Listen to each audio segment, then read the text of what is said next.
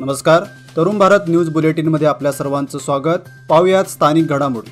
कर्नाटक विधानसभेच्या ऐन निवडणुकीच्या तोंडावर माजी उपमुख्यमंत्री के.एस. ईश्वरप्पा यांनी राजकारणातून संन्यास घेत असल्याचं जाहीर करत कर्नाटकात राजकीय भूकंप घडवलाय. याबाबत त्यांनी भारतीय जनता पक्षाचे राष्ट्रीय अध्यक्ष जे.पी. नड्डा यांना आपण राजकीय निवृत्ती घेत असल्याचं पत्र पाठवलंय. आपण स्वेच्छेने राजकारणातून निवृत्ती घेत आहे, त्यामुळे या निवडणुकीत आपल्याला कोणत्याही मतदारसंघातून उमेदवारी देऊ नये असं नड्डा यांना पाठवलेल्या पत्रात ईश्वरप्पा यांनी म्हटलंय. दरम्यान विधानसभा निवडणुकीच्या तोंडावर ईश्वरप्पा यांनी घेतलेली ही भूमिका भारतीय जनता पक्षासाठी धक्का मानली जात आहे.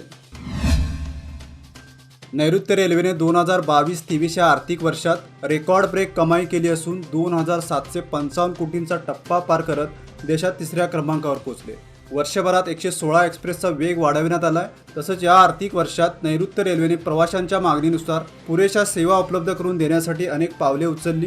पायाभूत सुविधा, विद्युतीकरण, रेल्वे मार्गाचं दुपदरीकरण यासह इतर विकास कामे राबवल्यामुळे नैऋत्य रेल्वेच्या महसुलात वाढ झाली. दरम्यान 24 एक्सप्रेस सध्या विद्युत इंजिनाच्या सहाय्याने धावत असल्याची माहिती नैऋत्य रेल्वेचे मुख्य व्यवस्थापक हरिशंकर वर्मा यांनी दिली.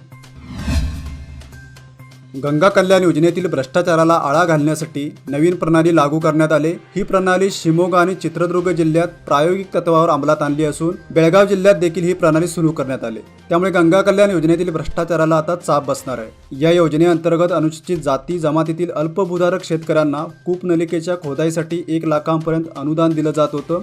मात्र या अनुदानाला भ्रष्टाचाराची कीड लागली होती. त्यामुळे मूळ लाभार्थी या योजनेपासून वंचित राहत होते. याची दखल घेऊन शासनाने गंगा कल्याण योजनेचं आधुनिकीकरण केलं. त्यामुळे अनुदान आता लाभार्थी शेतकऱ्यांच्याच बँक खात्यात थेट जमा केलं जाणार आहे. पवित्र रमजान महिना सुरू झाल्याने बाजारात सुक्यामेव्याला मागणी वाढली. खजूर, खारीक, पिस्ता, अक्रोड, बदाम, काजू यांना पसंती दिली जाते. रमजान महिन्यात खजूर खाऊन रोजा सोडला जातो. त्यामुळे या महिन्यात खजूर, खारीक आणि सुक्यामेव्याला मोठी मागणी असते. विशेषतः अरब देशातून येणाऱ्या खजुरांना पसंती दिली जाते. मात्र इराण, सौदी अरेबिया येथून येणाऱ्या खजुरांच्या किमतीत 25% वाढ झाली. खजूर हे आरोग्यासाठी उत्तम आणि औषधी गुणधर्म असलेलं फळ म्हणून ओळखलं जातं. तसेच महम्मद पैगंबर यांनी खजूर खाऊन रोजा सोडला होता. त्यामुळे मुस्लिम बांधव देखील दररोज खजूर खाऊन रोजा सोडतात. मध्यवर्ती बस स्थानकाशेजारील खडेबाजार कॉर्नर येथे सिग्नलमध्ये बिघाड झाल्यामुळे वाहतूक विस्कळीत होत आहे.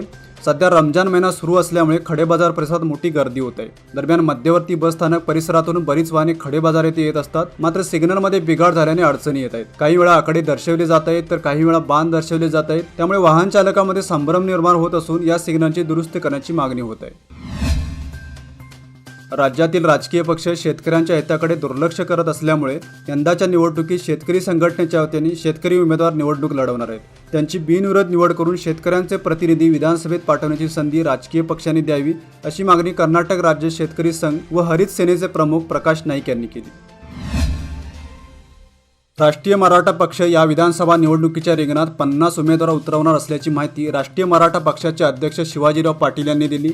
आज बेळगाव शहरात बोलवण्यात आलेल्या पत्रकार परिषदेत त्यांनी ही माहिती दिली. यावेळी कर्नाटक प्रभारी तोडकर, प्रदेशाध्यक्ष सुहास हिरेमने यांच्यासह प्रकाश खांडेकर उपस्थित होते. वडगाव जांभोटी येथे गेल्या 20 दिवसांपासून तीव्र पाणी टंचाई उद्भवली असून केवळ घागरभर पाण्यासाठी नागरिकांना 2 किमी भटकंती करावी लागत आहे. त्यामुळे गावाला त्वरित टँकरद्वारे पाण्याचा पुरवठा करावा, अन्यथा विधानसभा निवडणुकीवर बहिष्कार घालण्याचा इशारा नागरिकांनी दिला आहे. सुमारे 525 लोकसंख्या असलेल्या गावात उन्हाळ्यात पाण्याची कोणतीच सोय नाही.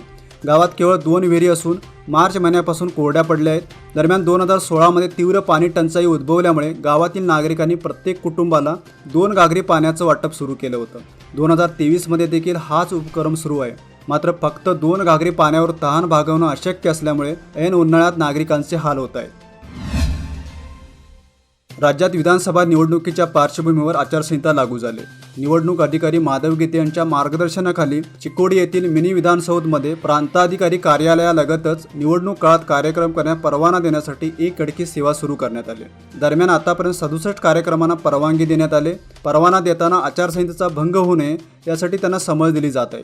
तसेच भरारी पथके भेट देऊन पाहणी केल्यास आणि अनुचित प्रकार आढळल्यास आपणच या कारवाईला जबाबदार राहणार अशी सूचना देखील केली जात आहे. पट्टणकुडी व यादानेटी येथे बेकायदा दारू विक्री होत असल्याची माहिती खडकलाट पोलिसांना मिळाली होती. त्यानुसार पोलिसांनी घटनास्थळाला भेट देऊन दारू विक्री करणाऱ्या दोघांना ताब्यात घेतले. सदर कारवाई सोमवारी रात्री उशिरा करण्यात आल्याची माहिती पोलिसांनी दिली. या कारवाईमुळे बेकायदा व्यवसाय करणाऱ्यांचे धाबे दणाणले.